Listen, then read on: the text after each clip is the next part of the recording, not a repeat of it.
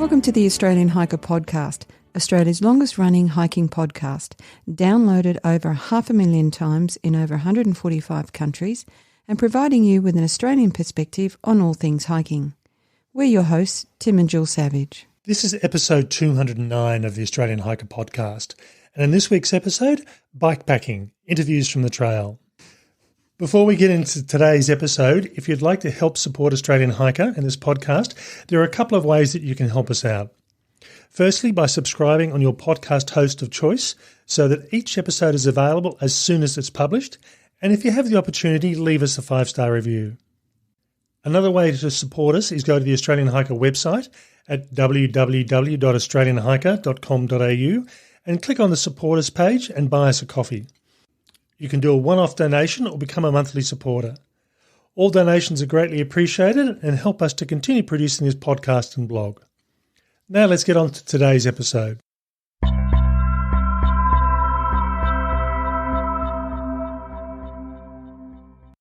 In this episode, I bring you a series of on-trail recordings that I made on my recent bikepacking trip.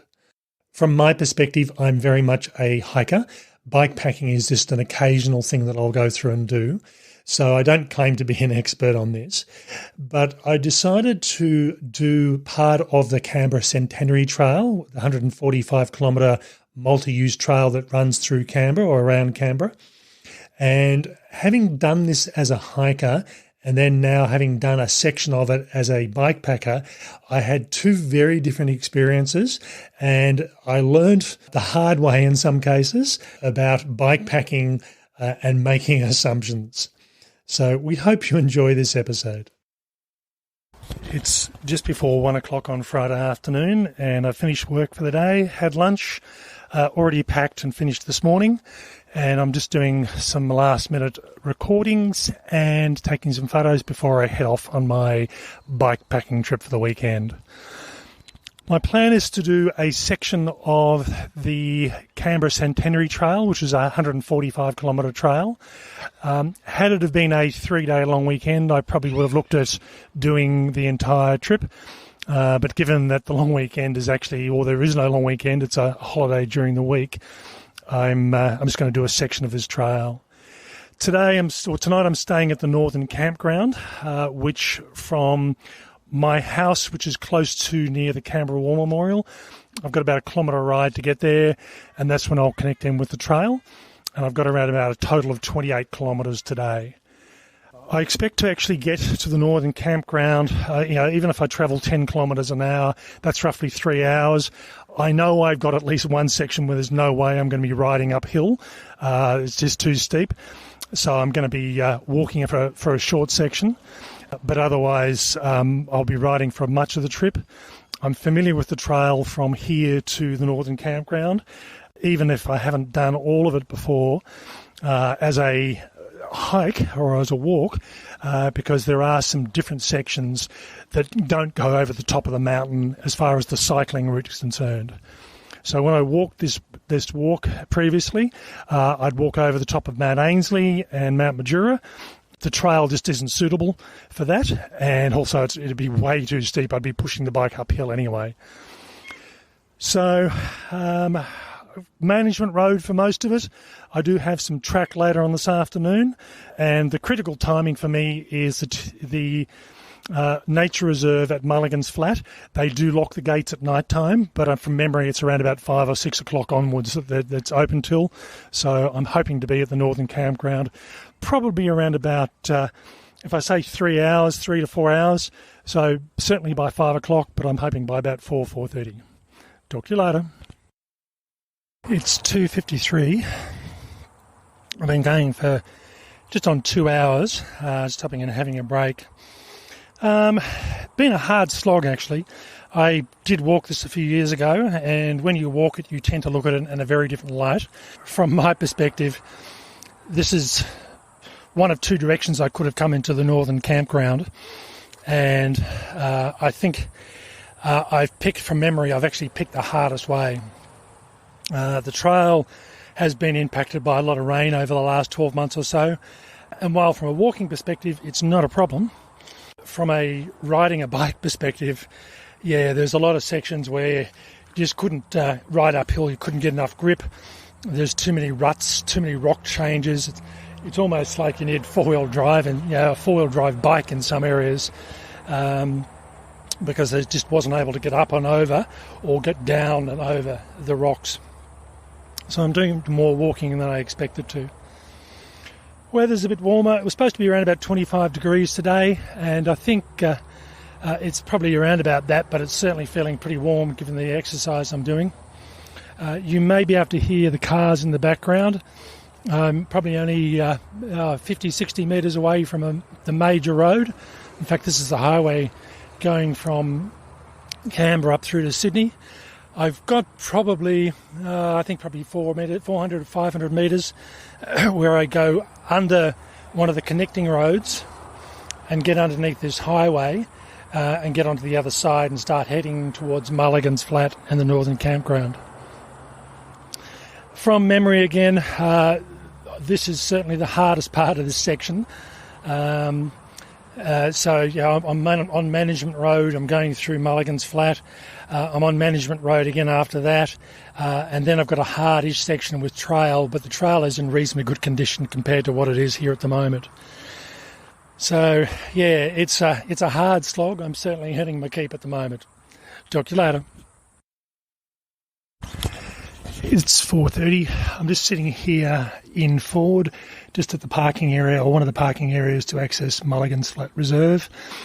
There's a picnic area with a nice shady shelter, picnic table, a couple of seats, and also some water. Now the water's aimed for dogs, because it's over a bowl. But in all honesty, it's an ideal place to fill up my water bladder. It seems to be much hotter than I was expecting today, and it was supposed to be around about 25 degrees, and surprisingly enough, it's 22 degrees, but it just feels so much hotter than that, and probably because I've been cycling and pushing myself quite hard. One thing that I didn't mention in the last recording, and this is always an issue when we did the podcast and the article introducing bike packing, was you travel at a different speed. It's not as easy, or not as you've got to be more conscious about taking photos. And certainly from my perspective, if I was walking this, I'd be taking averaging sort of 1 to 100 to 120 photos a day. Whereas here, it's only when I stop and get off my bike and take a break that I get my camera out. So this is one of the disadvantages of bike packing. You tend to be so focused on what you're doing and not getting the camera out unless you're going really slowly. The conditions continued on from what I was talking about last time. This is definitely the most difficult section to do on this trail as a bike pack or a bike ride. And I was thinking that when you're walking, you don't tend to think about what it would be like to cycle. It's just all okay. It is what it is. This is what it's like to walk, and it's not a big issue. But there's a lot of washed out tracks. It's a lot of areas where you just virtually had to have the brakes on all the way down the hill, and sometimes there are just rock, I wouldn't say drop-offs, but they're not the sort of thing you want to go over on a bike because you're likely to lose traction and go sideways. From here, I've got a long stretch of around about 500 metres to get me to the car park at Mulligan's Flat, where we normally walk to the Northern Campground. And from memory, the Centenary Trail goes up the road, or follows along up the road, goes to the left and then comes across. So rather than being a gentle sort of climb 3/4 of the way, than a steep climb if you're walking, in this case here, you're cycling, you don't want to be doing that. So you have a much easier but longer run to get through there. So I've probably got around about 4 kilometres left out of the 28 for today. And this has really taken it out of me between the heat. I'm looking forward to tomorrow morning when I start off again, and tomorrow will be my finishing point. I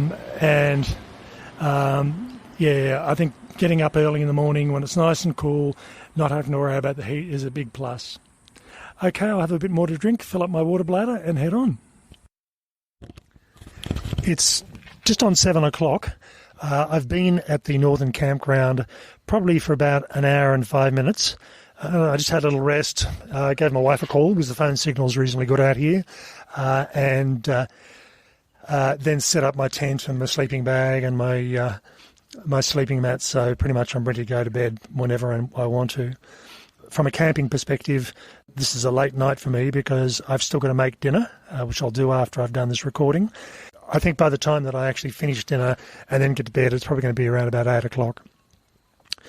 The rest of the trip from my last recording to here, I decided to pick the hard route, which meant I walked my bike up the hill. It was just no way knowing anybody could actually ride up the gravel and rock road that's normally the way you walk up. There was an alternate route, which is the formal trail itself, and it takes you loops around and makes it much easier. But I'm going to go down that one. Once I'd got to the top, I got back onto my bike and started riding for a fair amount of the flat area, and then part of the downhill area. And then I had to get off and walk my bike from there on. I had a couple of circumstances or a couple of situations where both brakes on and the bike was still moving. There's just this fine pea gravel on this track. So I think if there'd been a bit of rain, and there has been over the last week in all honesty, but if the soil was a bit moister and a bit more compacted because of the rain, it'd be a bit easier. There's a sign as you come right down close to coming into the camping area, which is sharp turn, and it's almost a 90-degree turn, and it's almost like a camber you'd expect on a mountain bike racing track, and I wasn't game to come flying down that and do a loop around. My skills just aren't good enough for that, so I just got off and walked down. And even when I had just one brake on and holding the brake firmly on, the actual bike itself was still moving. So it shows you what it was like. Put me on top of the bike, then it just moves too quickly. The Northern Campground, and I'll put a link to our write-up of this campground. It's a really good site for people who haven't camped before because there's a toilet out here, there's water. Now, the recommendation is not to drink the water, so you either need to bring a filter or boil the water, and I'm boiling is what I'm going to end up doing. And the shelter itself has space for really a tent on one side and a tent on the other side with a roof over the top of it. I've slept under there. I've slept on the actual table, and it's not actually a bench and chairs. It's more a large platform, and it just happens to work quite well if you've got a freestanding tent. And then I've also slept on the grassy areas. But the one disadvantage of this site is it's sloping. The government need to come in and do put some flatter areas in. They don't necessarily have to put another shelter in, but they just need to get a bobcat in and just to flatten out a few areas because, this paddock's probably, I'd say, 100 metres by 70 metres, and there's virtually no flat pieces of ground unless you want to camp 5 metres away from the toilet, and there's one right down near the fence would also work as well. But yeah, there's limited flat camping areas. Pretty well buggered, I suppose. I ended up doing 27.2 kilometres, and that was from my house, which was about a kilometre away from the War Memorial. And based on a 5-hour trip for 27 kilometres, I was basically doing tiny bit over 5 kilometres per hour. In fact, I'd say 5.5 kilometres per hour, which isn't particularly fast. And there were certainly times where I was going a lot faster than that. But as I said, there were a few situations where I had to actually walk my bike uphill and downhill, and that just slowed the whole process down. It would have been quicker from at least in those areas, walking. I must admit, if I was walking from home to here, and even if I do, at my maximum speed really is probably about 4.5 kilometres per hour. So it wasn't that much faster on a bike because of the conditions of the track. And as I mentioned, the section I've chosen to do is probably the hardest for mountain bikes or bikes. But, that's where the campsite is. So I potentially could have come in from Hall, got dropped off at Hall and ridden my bike in. That would have been a much better trip in, and I would have expected the trail to be better. But who knows, it could have been just as bad. Okay, I'm going to go through and do my dinner, and then I'll head to bed. It's 8:15. I'm in my tent, just having a lie down, having a rest. I'm just waiting for it to get dark, roughly in another 45 minutes or so, and I'll head off to bed. I only tend to have short night sleeps anyway. My normal get-up time is sometime between sort of 4:30 and 5:15, depending on what I'm doing. And I think, given that I'm going to bed this early, normally I'll be in bed by sort of 9:30, I would expect to probably be asleep by then.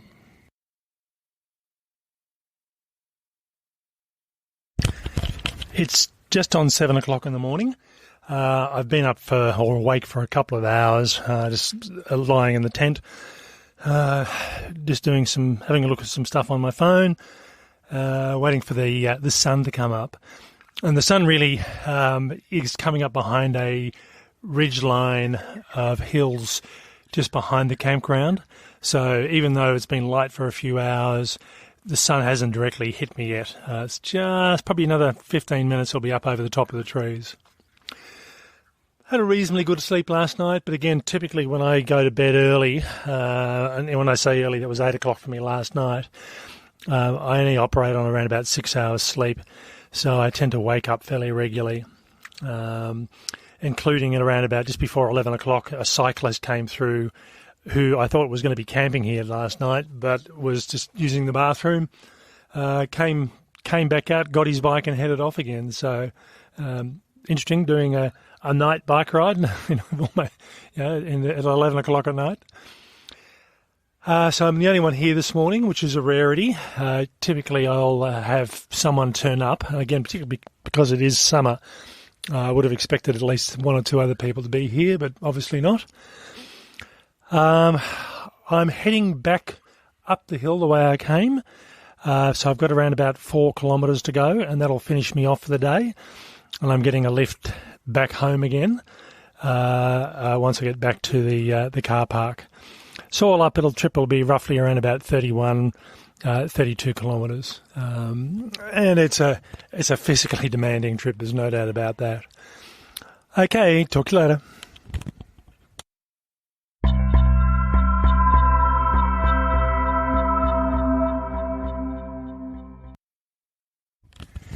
It's about 10 to 7, so I've been going for around about 45 minutes back here at the car park where Jill's picking me up. So all up I did roughly around about 4.5 kilometres this morning. Pushing the bike uphill because, again, it was just the way the trail was set out. It's designed really for coming down, not going up. But once I got up to the top area, it was flat. I was pretty much on the bike from there. I did stick to the Centenary Trail this time, and that took me around the valley instead of having this really steep, sharp incline that I had yesterday, or incline-decline. Much easier travelling in cooler weather. Don't get so hot and sweaty, don't get the energy taken out of you so much. So all up, good. But yeah, definitely a physical challenge. My hiking fitness is not what it should be, but I think it would have been an easier hike than it would have been an easier bike ride.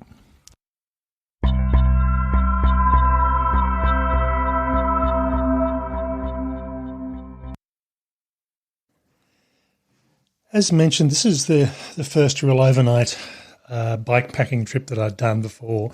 And while I don't spend a lot of time on the management roads in my local area, this was a bit of a difference for me and in some respects a bit of a surprise as well.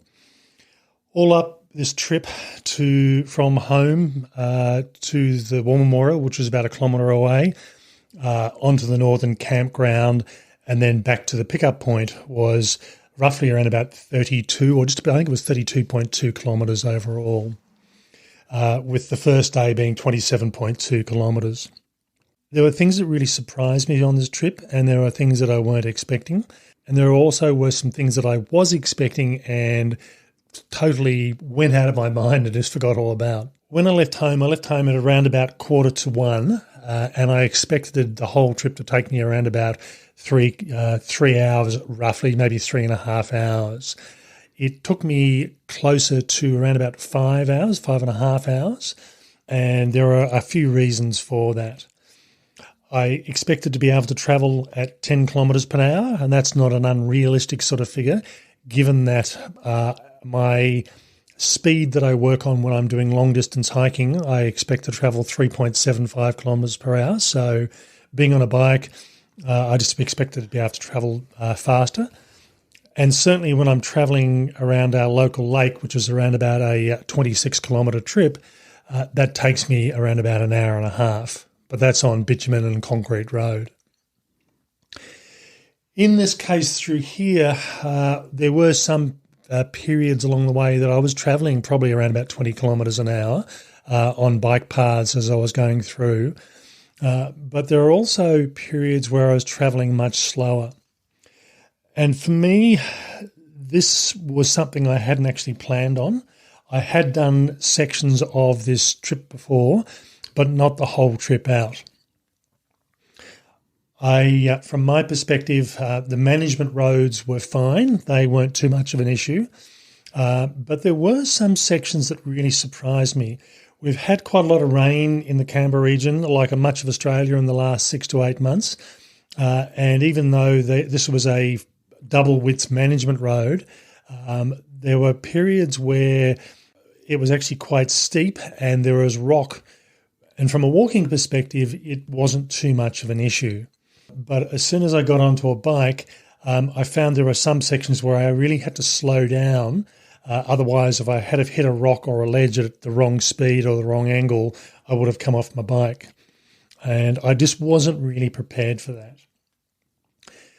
There were also sections of hiking trail that I was travelling on, and in some areas, these were actually really bad.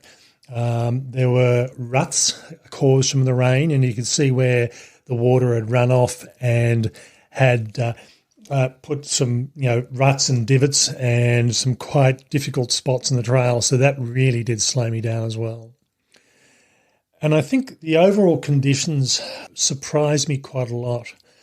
I'd walked this trail in full a few years ago, and when you're walking, you tend not to think too much about what's going on. It's as a walking trail, it's not a real issue. You can step up and over things, you can step around things quite easily. But when you're on a bike, you're limited to where you can move, and particularly when you get to single tread trail, it's a lot harder to do that. I ended up on the first day averaging around about 5.5 kilometres per hour, which is, from my perspective, is reasonably slow on a bike. The reason I chose to do this particular trip was I wanted to go from home, stay at the Northern Campground, which is the only camping area, designated camping area on this whole trail, and then sort of head back home after that. The thing that surprised me was, from a walking perspective, I just didn't think about the trail itself. It is what it is, and it was easy enough to do, and I didn't think too much about it.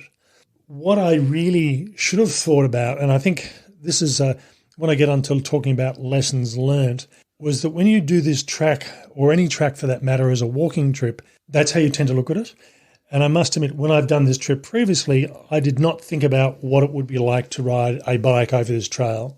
If this is something that you're looking at doing, it's worthwhile, if you get the opportunity, to walk it first with the view to what is this going to be like if I do this on a bike. And that would have had quite a big impact on this overall trip. I exerted a fair amount of energy on this trip out. So again, 27.2 kilometres, I burned just on 5,000 calories according to my Fitbit. And while it may not be the most accurate measurement in the world, it gives me a good indication. And I certainly felt like I'd burnt that sort of amount of calories. Physically, the trip out really did take it out of me.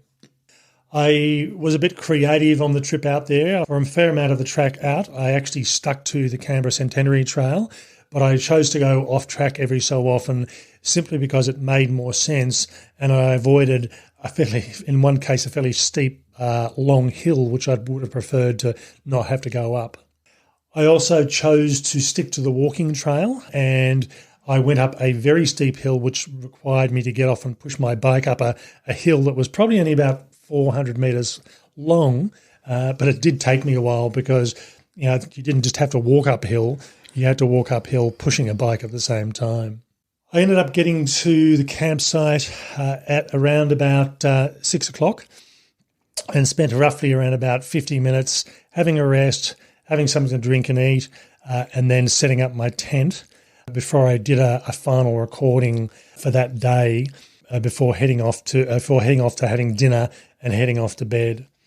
The campground itself was for me, this is probably one of the rare occasions where I wasn't there with somebody else. Usually I've been out there on a number of occasions and stayed there, and it's pretty typical that somebody else will be out there with you. And it did surprise me that nobody was there.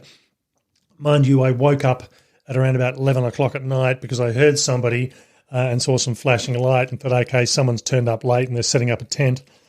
And really what it was a cyclist had just gone through and put their bike on one of the concrete pads out there, gone to the toilet, got back on their bike. I could hear them clicking with their bike shoes, their cleats, before heading off, and that surprised me. So someone was riding a bike at 11 o'clock at night on this trail, which was an interesting concept.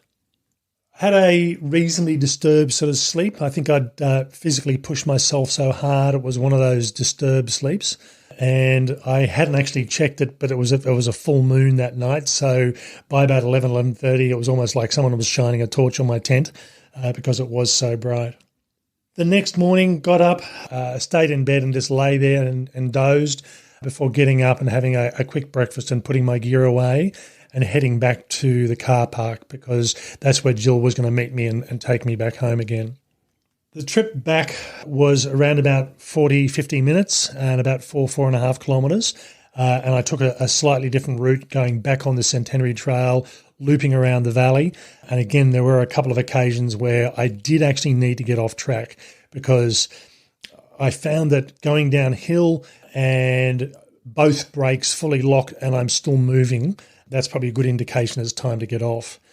And even though we had a bit of rain over the last couple of months and even over the last week or so, it was so dry and powdery, there was some fine stone that it was hard to get traction on the trails themselves.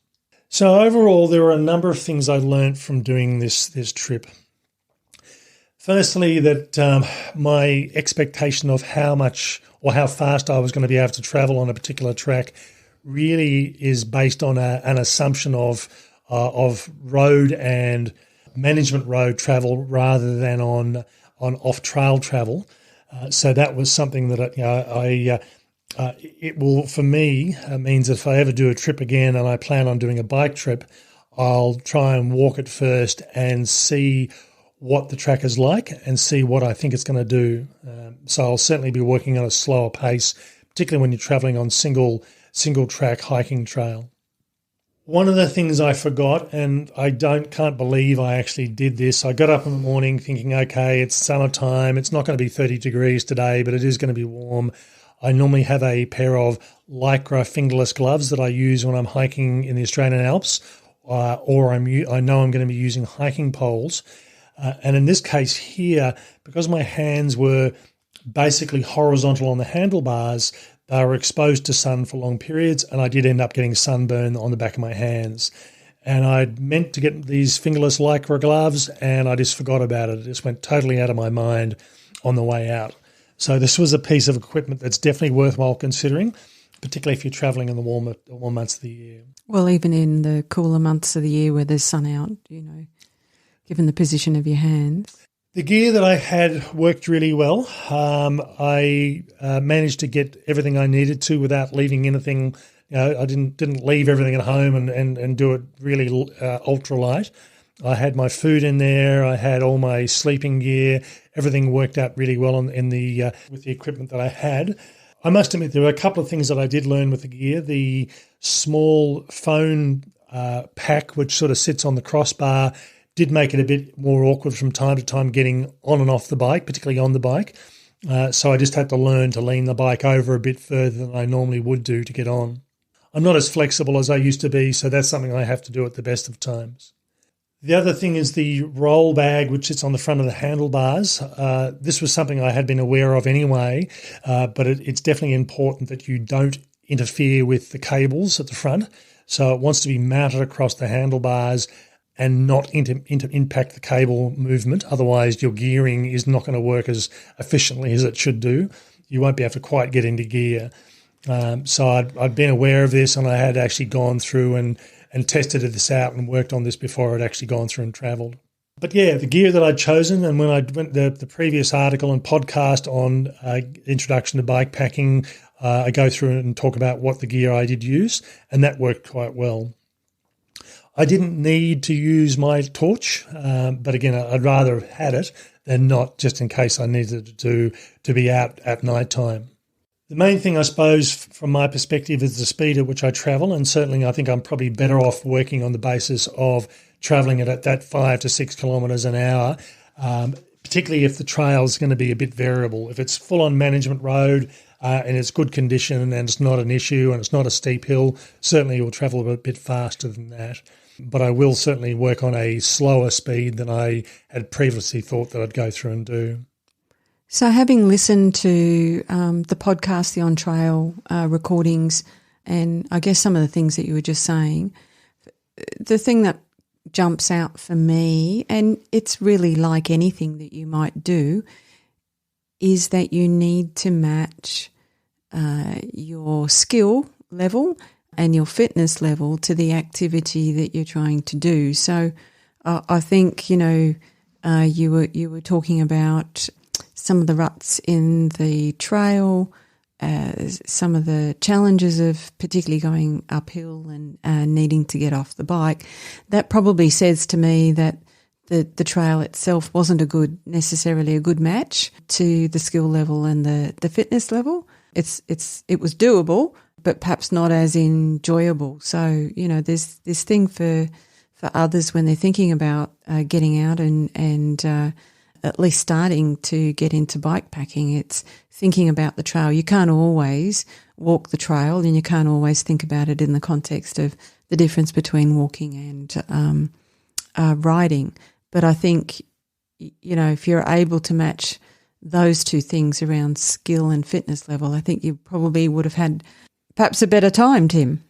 Yeah, and I think there were out of the 145 kilometre trail, there are any number of other sections that are much flatter and smoother and much more amenable to riding a bike.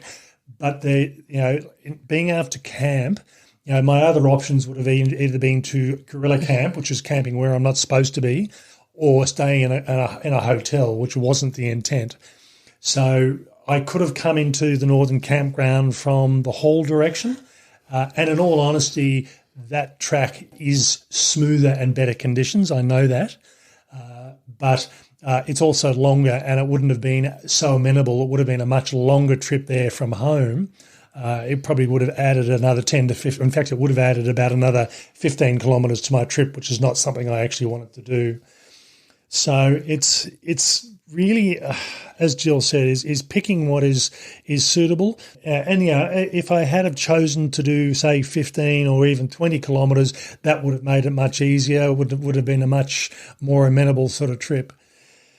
So I suppose overall, this for me is something I'll do occasionally, just to provide a bit of a break to hiking, particularly when I can't get further afield or there's limitations for whatever reason, just to go for a ride. And as I said, I do typically do a number of these management roads around Canberra on bike.